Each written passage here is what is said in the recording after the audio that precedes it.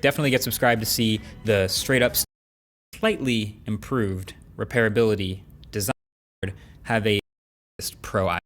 That's what this is.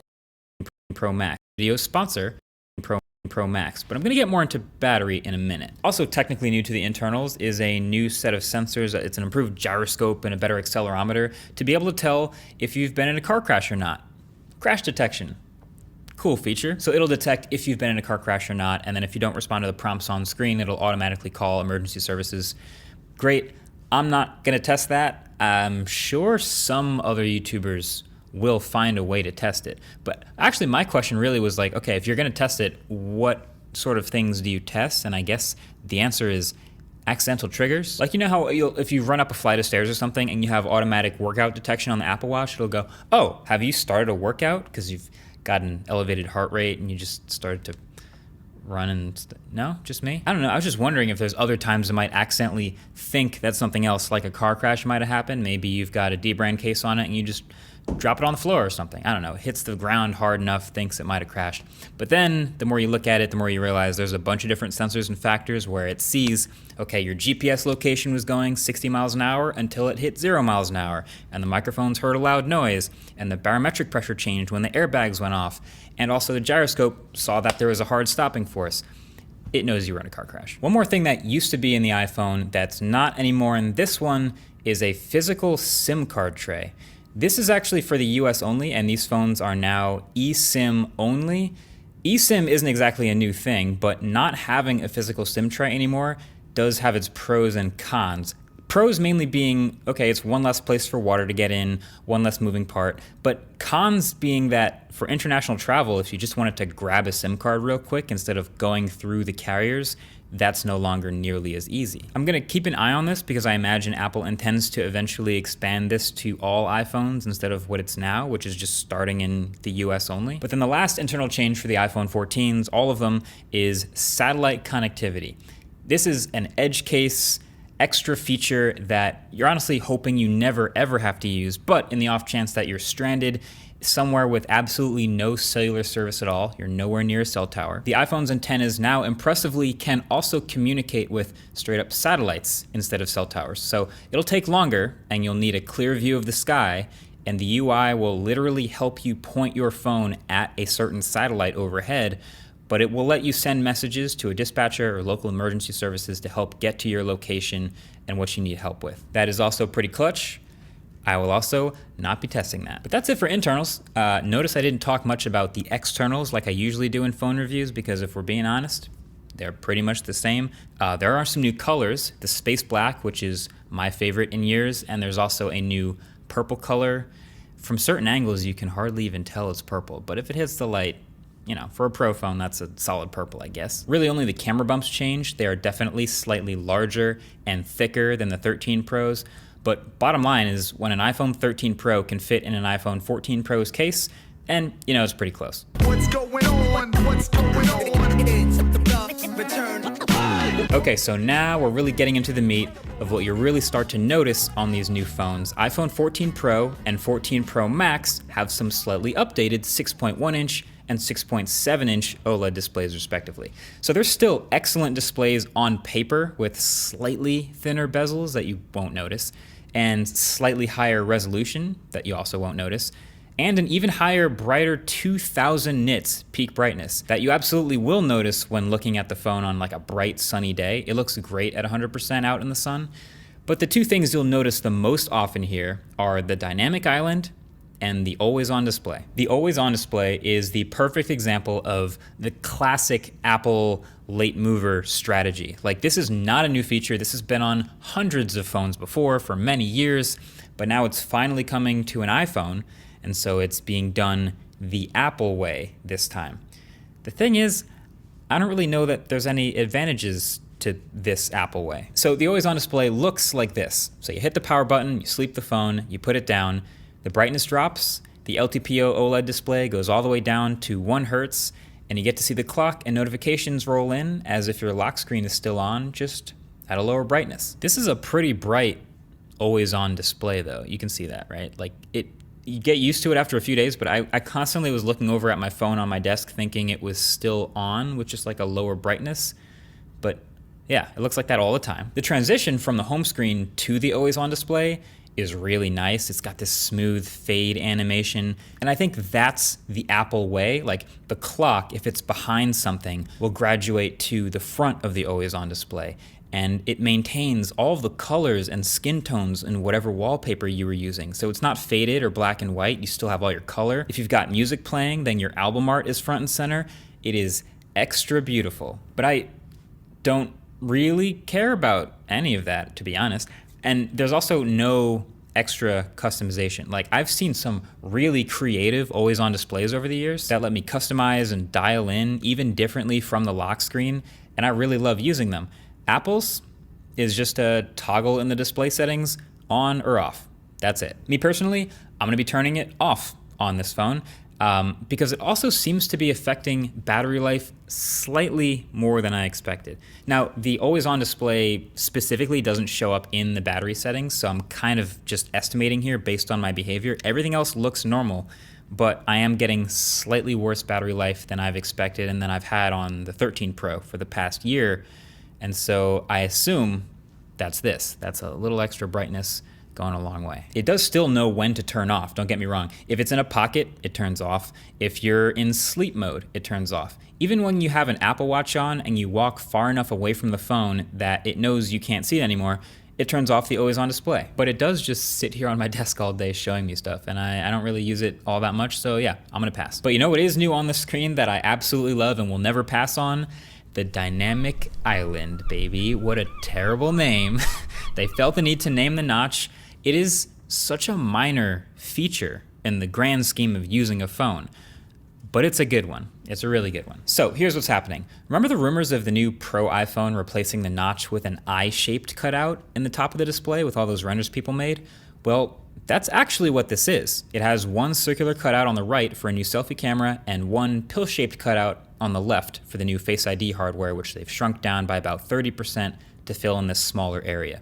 And then instead of just doing that, Apple has cleverly decided to fill in the gap between them with black pixels and make it one big pill. So then the idea is Apple would much rather us think about the pill as software than hardware. So they built a whole bunch of software features around it. So it just has a resting state like this, which doesn't show up in screenshots or screen recordings. It's just a gap.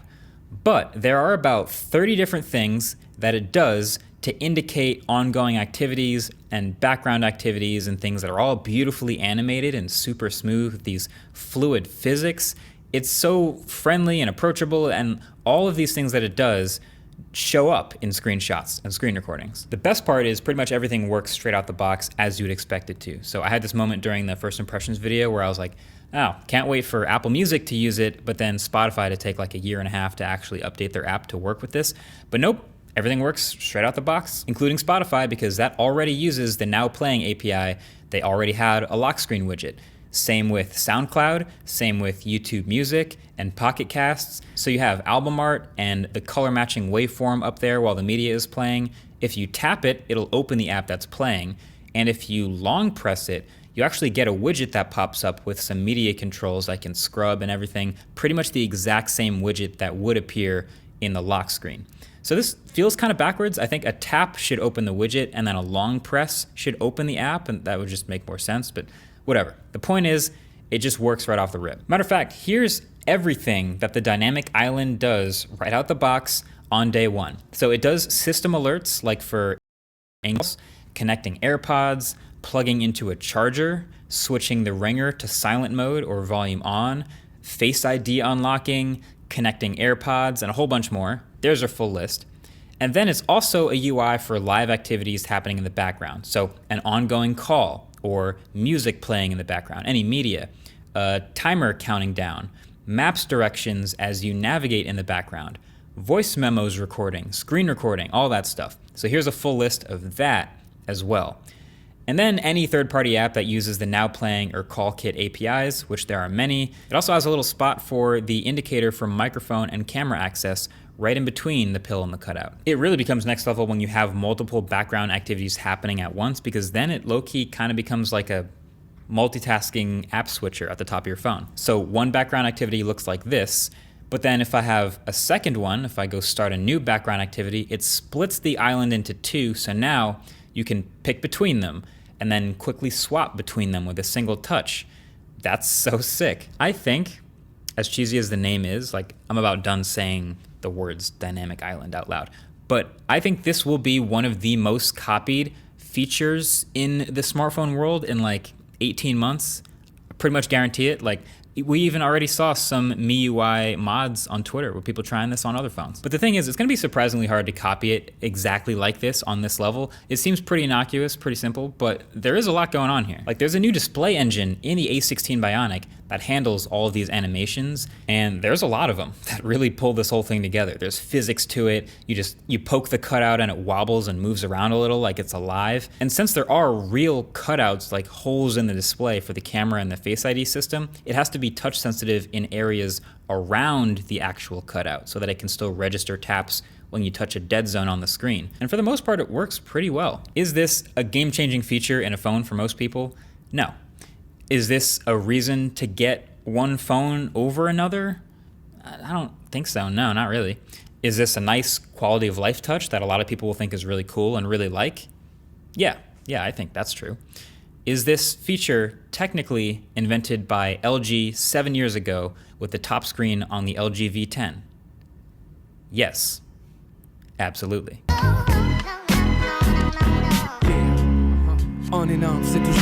All right, if you watch enough iPhone presentations, then you know that the Pro iPhone really is and has been all about the cameras. Fun fact, they spent 23 minutes on stage at the September event talking about the iPhone 14 Pro, and 7 of those minutes, about 33%, were just talking about the camera. And so this is the biggest change, at least on paper, that's been made to the iPhone camera in many years. Look at this graph. This is a graph of the megapixel count of every iPhone camera since they first came out. They've been confidently repeating the 12 megapixel sensor since the iPhone 6S.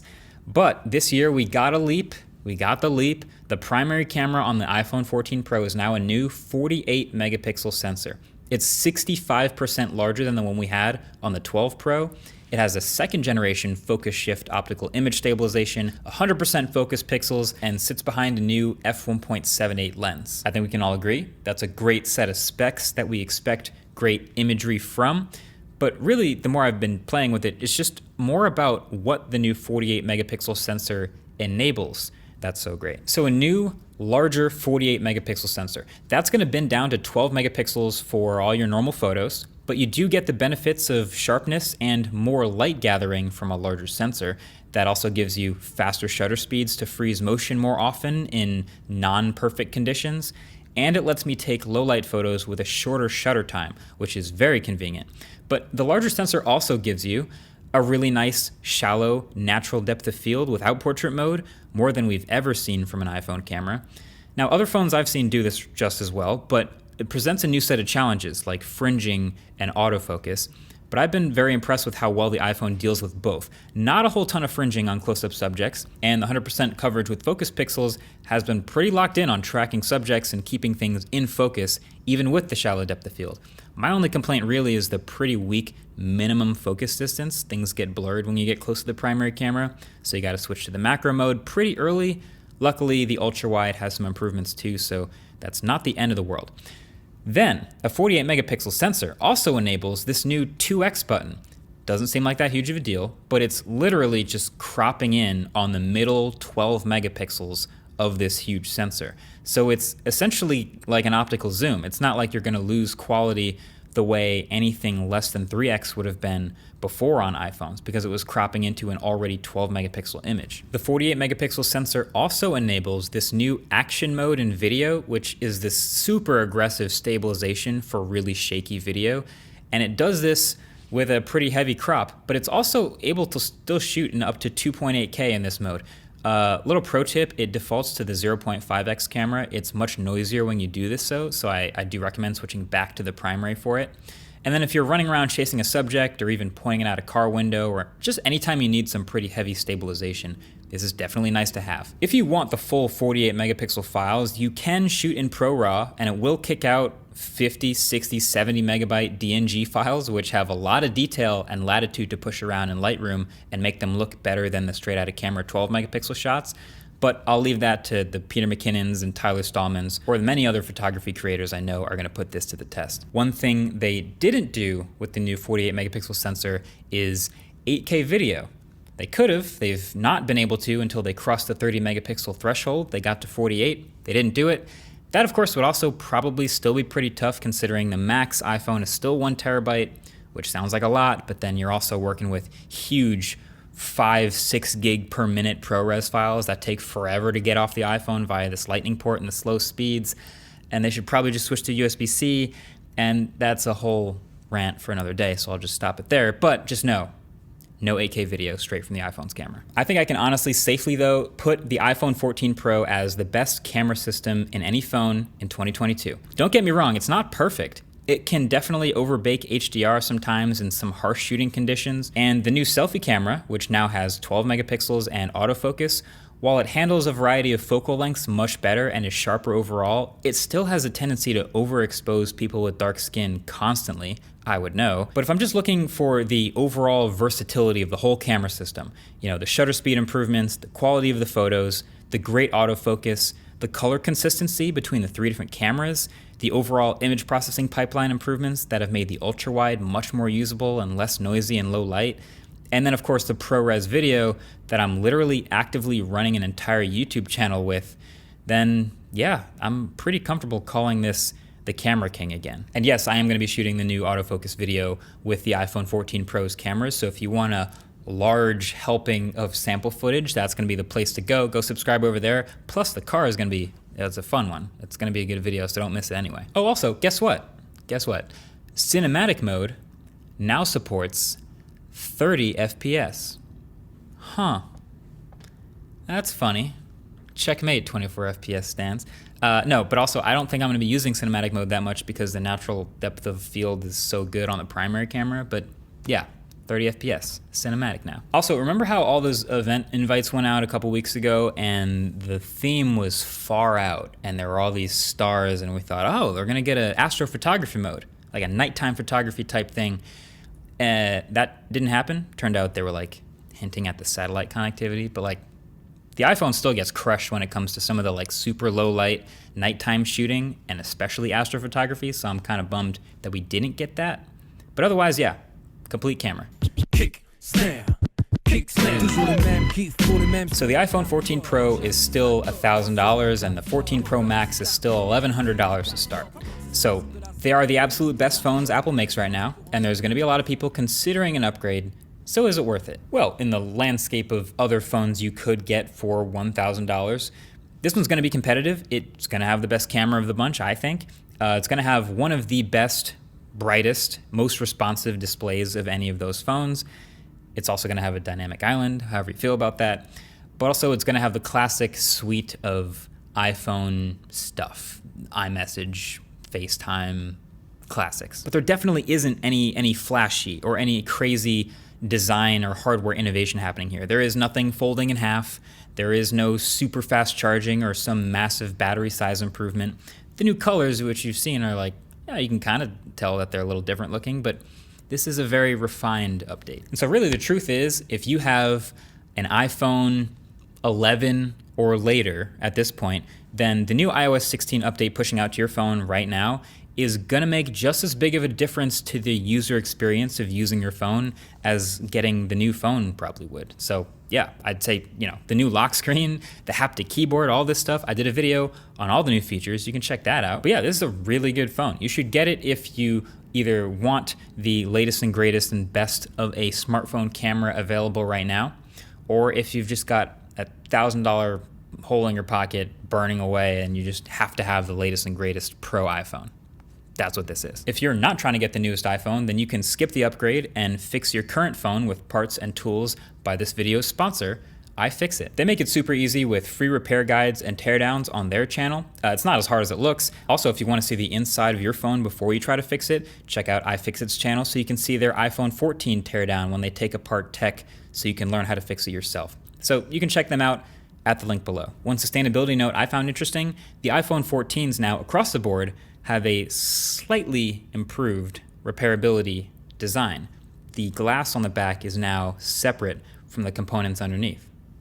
Very nice. But either way, that's been it. Thanks for watching. Definitely get subscribed to see the